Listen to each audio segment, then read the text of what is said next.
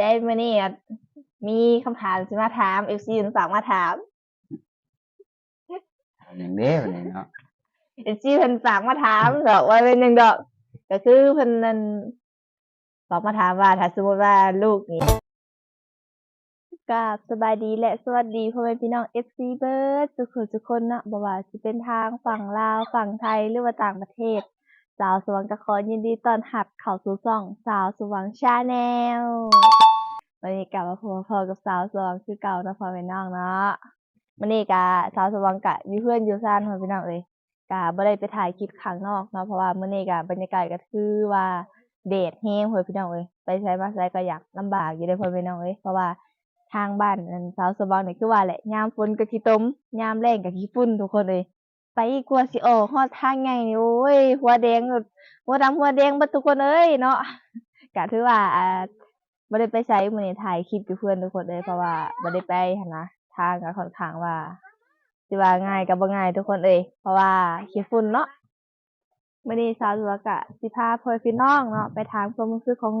อีพ่อเพิ่นเบิ่งเนาะว่าถ้าหากสมมุติว่าสาวสว่างได้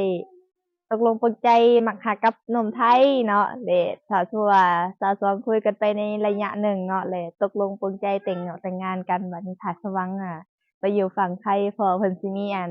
ปฏิกิริยาเป็นจั่งใดแล้วเพิ่นสิมีความรู้สึกจั่งใดหั้นล่ะทุกคนเพราะว่าสาวสว่างนี่ก็เป็นลูกสาวคนเดียวเนาะอ่าลูกสาวผู้เดียวทุกคนเอ้ยแล้วก็มีน้องชาย2คนเนาะส่วนลูกผู้หญิงก็มีแต่สมหวังนั่นแหละถ้าหากไปหันไปนี่พ่อแม่เพิ่นก็คือสิห่วงหั้นแหละทุกคนเอ้ยนั่นแหละมื้อนี้เราก็สิมาถามความรู้สึกของพ่อเพิ่นเบิ่งเนาะเพราะว่าหลายๆคลิปเราก็ถามแม่เพิ่นเบิ่งแล้วมื้อนี้ก็สิพาพ่อพี่น้องไปถามพ่อเพิ่นเบิ่งว่า เพิ่นสิเป็นจั่งใดสิฮักสิคิดฮอดหรือบ่หรือว่าสิไปรอดสิบ่ เพราะว่าอยู่เรือนอยู่ซ่านก็เคยถามเคยเว้าหยอกเพิ่นอยู่ได้ทุกคนเด้อเพราะว่าเพราะถ้าสมมุติว่าเรามีผู้บ่าวเราเล่นตามผู้บ่าวหรือว่าไปอยู่นำผู้บ่าวแล้วจะสิให้จิรอดเราอยู่บ่เพิ่นว่าบ่ไปโลดไปไกลตีนเพิ่นว่าหักเว้าหยอกกันซื่อๆทุกคนเอ้ยมันหักมันบ่เป็นความจริงเนาะเว้าหยอกกันเพราะม่วนซื่อๆและมื้อนี้แหละเราก็สิไปฟังความจริงจากปากพ่อเพิ่นเบิ่งว่าเพิ่นสิเป็นจั่งใดไปด้วยกันเลยเนาะ ทุกคนเพิ่นนั่งกัน2คนเป็น4อยู่สวัสดีสวัสดี FC แหน่อ้าวไปดีป๊าดนั่งขี้มาดบักคักเลยทุกคนเอ้ยอันนี้ไม่แหน่อ้าวนั่งเฮ็ดหยังเดี๋ยวนี้นั่งลิ้นนั่งหัวนั่นแหล้ว ไปนั่งกับพ่อกันทุกคนเลยนั่งพี่ละเฮาเนาะนั่งลิ้นบัดนี้นั่งลิ้นผู้เดียวก็เป็นจะได้กินข้าวกินน้ำแล้วบ่ กินแล้ว อยู่เฮือนอยู่เฮือนนำกันหักเท้ากันเนาะ กินแล้ว กินนำกันกินนี่แล้วเราก็ถามให้เพิ่นน้องเพิ่นเบิ่งหั่นนะกินข้าวกินน้ำแล้วบ่ กินแล้วกินกับซุปเทาเนาะทุก กับ คน ซุปเทามัน กับซุปเทาแล้วก็ใส่หอยพร้อมเนาะ แม่น มีหน่อไม้จำปลาแดกพร้อมเนาะหน่อไม้ต้มเฮ้ยทุกคนอยากแล้วหั่นเนาะ ใส่ซุปมีซุปเทากับใส่หอยใส่หัวจิงไข่หมักเผ็ดดิบแล้วก็หมักทั่ว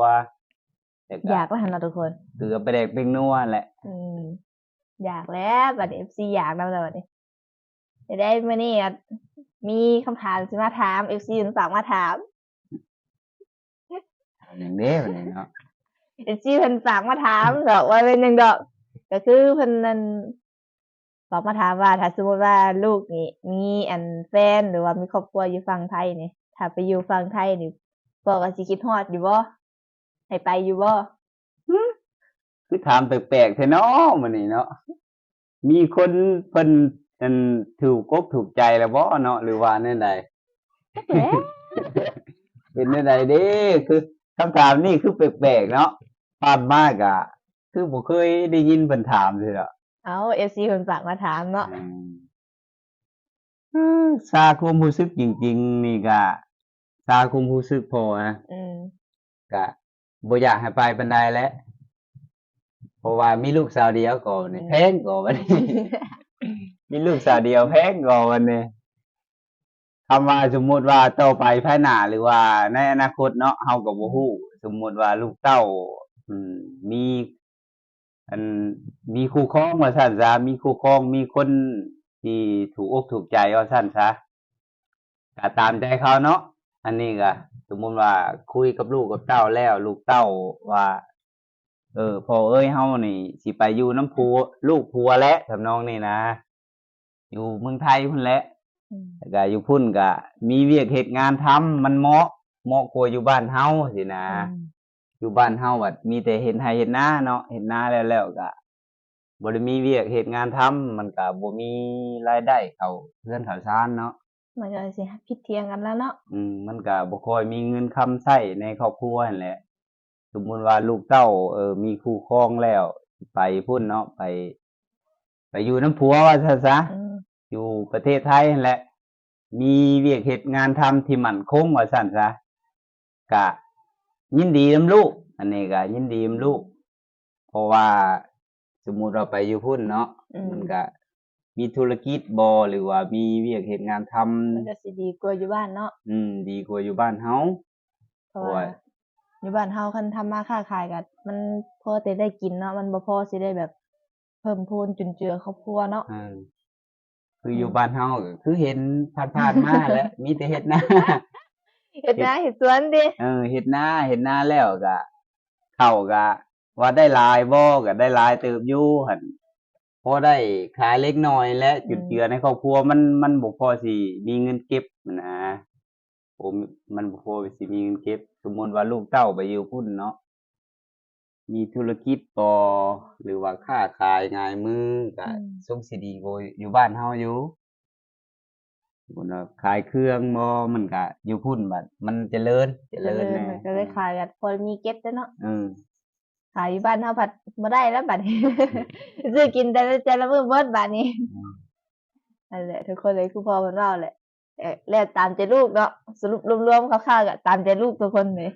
แต่ในใจเพิ่นก็บ่อยากให้ไปแล้วเพิ่นก็ฮักแล้วเพิ่นนะ สมมุติว่าเนาะไปอยู่พุ่นก็ เออ อย่างต่ำก็มึงว่างเดือนหนึงบ่หรือ2 เดือนก็มาเยี่ยมพ่อแม่แล้ว สองเดือนนึงเขาเป็นปี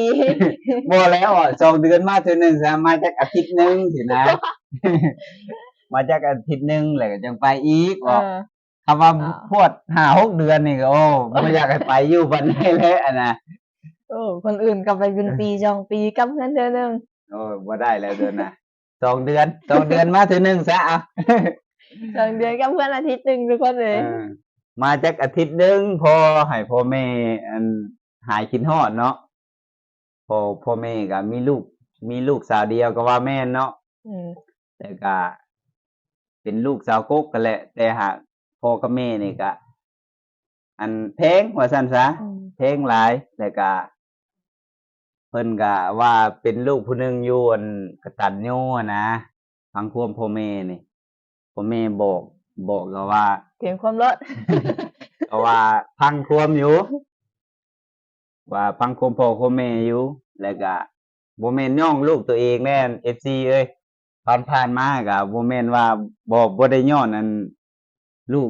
ได้ย้อนว่าแล้วว่าหลักๆก็นอกจากแม่แล้วก็มีเพิ่นนี่แหละ อันว่าแล้วก็หาเงินหาคำมันจุนเจือภายในครอบครัวของพ่อสาวสมหวังนี่แหละ เนาะ ส่วนพ่อก็บ่มีเวียกเฮ็ดงานทำเนาะ จะไปกินมื้อน อกจากเฮ็ดนาแล้วก็มีแต่ อยู่ อยู่ เพื่อน อยู่เรือนอยู่ซ่านนี่แหละ คือยามนี้ก็เบิ่งงัวแหน่หรือว่าเลาะนำไร่นำนาแหน่แหละ เพราะว่าลูกกับแม่ก็ติด YouTube เนาะ เออ เวียก็อยากสิตกมาชุพ่อนี่ก็พ่อเพิ่นมีเวียกเฮ็ดบาดนี้ทุกคน อันเว้าพื้นเงินคำหลักๆก็มาได้จากแม่เพิ่นแหน่แม่เพิ่นเป็นครูเนาะแล้วก็มาได้จากลูกสาวแหน่อันพอได้ใช้ได้จ่ายในคุมื้อนี้ว่าซั่นซะ เนาะ อืม เพราะว่าเงินเดือนครูเฮาประเทศลาวมันก็บ่ได้หลายเนาะ อืม ซุมเฮาบัด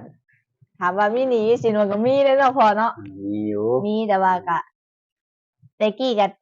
บ่พอจะได้ย้อนสาวสว่างทุกคนเลยก็พอได้ย้อนตั้งแต่อันขายออนไลน์แหล้วเนาะ ก็พอได้อันมาจุนเจือซื้อเกลือไปงัวในเฮือนในซ่านเนี่ยทุกคนเลยก็พอได้อันเขาเฮือนอยู่แต่กี้มันอยากยากเลยเนาะได้ใช้อันเดือนละแสน200,000เนาะเหลือจากธนาคารหักนะทุกคน เพราะว่าอันยืมเงินธนาคาร ยืมเงินธนาคารมาซื้อรถเนาะซื้อรถจักรแล้วบัดนี้ก็ขี่รถจักรก็ประมาณนั้น เดือนหนึงนะพอฮอดบ่เดือน เดือนหนึงก็เป็ดมั้ง เดือนหนึงก็8 มื้อเด้อก็เลย ซื้อไปแล้วบัดนี้นั่นถูกโจรลักบัดนี้ก็เลยได้ยืมธนาคารไปอีกยืม2รอบทุกคนเอ้ยรอบ2ก็เป็นคันที่ขี่ปัจจุบันนี่แหละเนาะ แม่น คันแรกอะซื้อมาแล้วก็ถูกโจรลักแบบแม่ก็เสียใจอยู่เพิ่งเติบน้ำหนักเพิ่นก็จนลดแล้วเพิ่นตะกี้เนาะไอ้ทุกคนเอ้ยเพิ่นแบบจักสิบอกจังใดทุกคนเอ้ยเพิ่นก็เสียใจแฮงหั่นแหละล่ะค่ะ เราเสียใจเราเสียความรู้สึกประมาณ2 เดือนกว่าๆพุ่นไหน จนได้ยืมธนาคารมาซื้อคันใหม่แล้วจังไข้ขึ้นเนาะ น้ำหนักเราลดลง เอ ก็ อ เกือบอยากประมาณ7-8 โลเหมือนจะ อ้าวก็ดีแล้วตัว แล้วบ่นว่าอ้วนอยู่พอดีลดน้ำหนักเลย บ่ว่าช่วงนั้น กินข้าวก็บ่แซ่บมีแต่สลึงนะ เออ ดาวเลย บ่ได้ไปเสื่องนิดหน่อยแล้วลดน้ำหนักลดลงอีกหุ่น LS เด้อบัดนี้ จังบ่ได้ซื้อยาลดความอ้วนนะ เออบ่ได้ไปเสี่ยงไว้เนาะบัดนี้ อันนี้แม่นบ่ FC ฝากมาถามนี่แหมบ่แม่นลูกบ่แม่นลูกมันอยากถามความรู้สึกพ่อเองบ่หรือว่าไหน FC ย่าน ฝากมา ว่า ถาม เนาะสมมุติว่าย่านว่าลูกกัน มีคนที่คุยอันถึกมุกถึกใจแล้วนะแต่ตัวพ่อว่าพ่อ FC ฝากมาถามทำนองนี้นะ อืม ยันว่าเถอะ FC ฝากมาถาม ยันว่าเถอะยันว่ามีคนโทรมาคุยถึงมุกถึกใจ ลองถามความรู้สึกพ่อลองเบิ่งว่า อืม พ่อสิคิดแนวใดสมมุติว่าเฮานี่สิไปอยู่ไทยกับกับแฟนหรือว่ากับผัวนั่นแหละ อืม แต่พ่อสิให้เฮาไปอยู่นำบ่หรือว่าแนวใดยันว่าทำนองนี้สิเนาะ อืม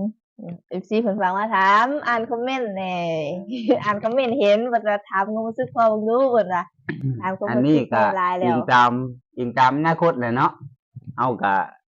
ทุกๆคนเฮาก็บ่ฮู้ว่าอนาคตมันสิเป็นแนวใดเนาะ อืม สมมุติว่าลูกเต้าสมมุติคือสาวสมหวังนี้เพิ่นคุยกับผู้บ่าวทางฝั่งไทยแหละ อืม มีคนที่ถึกมกถึกใจคุยเข้ากันแหละ อืม อันทุกคนและมักฮักกันแหละ มักขอกันแหละว่าแรกก็ทำนองว่าสิเป็นผัวเมียกันแหละเพิ่นสิไปอยู่พุ่นก็คำว่าอยู่พุ่นมีเวียกเหตุงานทำหรือว่ามีธุรกิจเฮ็ดเนาะ อืม เฮาก็ยินดีนำลูกกันแหละถึงสิฮักซำใด คิดฮอดซำใดก็ หวังเดือนกันเท่านึง เพื่ออนาคตของลูกเพื่ออนาคตของลูกแล้วก็เฮาก็ต้องยอมแหละยอมเพื่อลูก อืม เพื่อให้ลูกมีชีวิตที่ดีขึ้น อืม ที่ดีว่าซั่นซะ แม่น ทุกๆคนของพ่อของแม่ก็ความหวังของพ่อของแม่ก็คืออยากให้ลูกเต้านี่ ได้ดีแหละทุกคนเลยอยากให้ลูกเต้าได้ดี อยากให้ลูกเต้ามีความสุขทำนองนี้แหละ เด้ ค อ วามหวังของพ่อแม่นะอยากให้ลูกมีความสุขอยากให้ลูกได้ดี เดี๋ยวว่า หลักๆก็อยากให้ลูกเป็นฟังเป็นฟ้ามีครอบครัว ที่อบอุ่น เดี๋ยวว่าซึ่งร้ายจากก็อะไร อย่าคือครอบครัวของพ่อของแม่อันทุกวันนี่แหละ เด้อ ว่าซึ่งได้ตากล้องแล้วใจได้ผมเลยเนี่ยพอว่ามาหลายตากล้องคอยสิให้แล้วบาด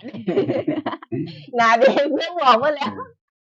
ว่าหลายแล้วก็ทำก็สิไปได้วบัดนี้ อ้าวไปเถอะไปน้ำผู้บ่าวจ้ะอันนี้ บ่ได้เด้อ ไปหาลักปิดคลิปไปอยู่อันให้หน้าพุ่นแล้ว เออ ไอ้พอดังลินโซเชียลแล้วบัดนี้ก็ได้ บ่รบกวนเวลาแล้วบัดนี้ ครับ ไปทุกคนก็สิให้พรนำลา FC แน่ สบายดี อันฝาก FC สาวสมหวังเบิดทุกคนในเด้อฝากกันกดไลค์กดแชร์แล้วก็กดติดตามให้ลูกสาวพอในเด้อแต่ก็บ่ข้ามโฆษณาเด้อเพื่อให้เพิ่นมีเงินหรือว่ามีกำลังใจในการถ่ายคลิปต่อๆไปแหละฝากเด้อ FC เด้อเนาะทุกคน เดี๋ยวสาวสวงก็สิได้ไปรีปิดคลิปเดี๋ยวให้พ่อนั่งลิ้นบัดนี้เนาะเดี๋ยวนะขอไม่ในบัดนี้ นั่งลิ้นบัดนี้ ใช่ ไปทุกคนโดยถ้าพ่อพี่น้องเป็นยังไงสาวสว่างกะได้ไปถามความรู้สึกของพ่อให้เบิ่งแล้วเนาะเพราะว่าคลิปก่อนๆเฮาก็ได้ไปถามความรู้สึกของแม่แล้วเพราะว่าความรู้สึกของพ่อกับแม่มันก็บ่คือกันเนาะทุกคนเนาะสาวสว่างก็ไปถามพ่อเพิ่นเบิ่งแล้วพ่อเพิ่นว่าให้อยู่ได้แต่อัน2เดือนเพิ่นว่าให้อยู่ได้2เดือนแล้วก็กลับมาเยี่ยมยามบ้านเพิ่นว่าบัดนี้เพราะว่าเพิ่นคิดฮอดหั้นนะลูกสาวเดียวเนาะเจ้าเลยเพิ่นสิบ่ผลิตออกมาอีกบัดนี้ ย่านอยู่เด้อทุกคนบัดนี้ ย่านสิได้เป็นแต่ลูกสาวคกบ่ได้ย่านเป็นย่านบ่ได้เป็นลูกสาวเดียวบาดนี้ย่านเพิ่นผลิตออกมาอยู่เบิ่งดิ เนาะก็มีแต่เท่านี้หั่นแหละทุกคนเอ้ยเฮาก็ได้ไปถามความรู้สึกพ่อไปแล้วพ่อเพิ่นก็อยากให้อันมาเยี่ยมมายามเรื่อยๆหั่นแหละไปอยู่เฮิงกันแจ้งคิดฮอดเพิ่นว่าโดยสำหรับคลิปนี้สาวสว่างก็สิได้จบไว้เพียงเท่านี้เนาะทุกคนเนาะก็ไว้พบพอกันใหม่ในคลิปหน้า เนาะคลิปนี้ก็ฝากพ่อแม่พี่น้องกดไลค์กดแชร์เนาะกด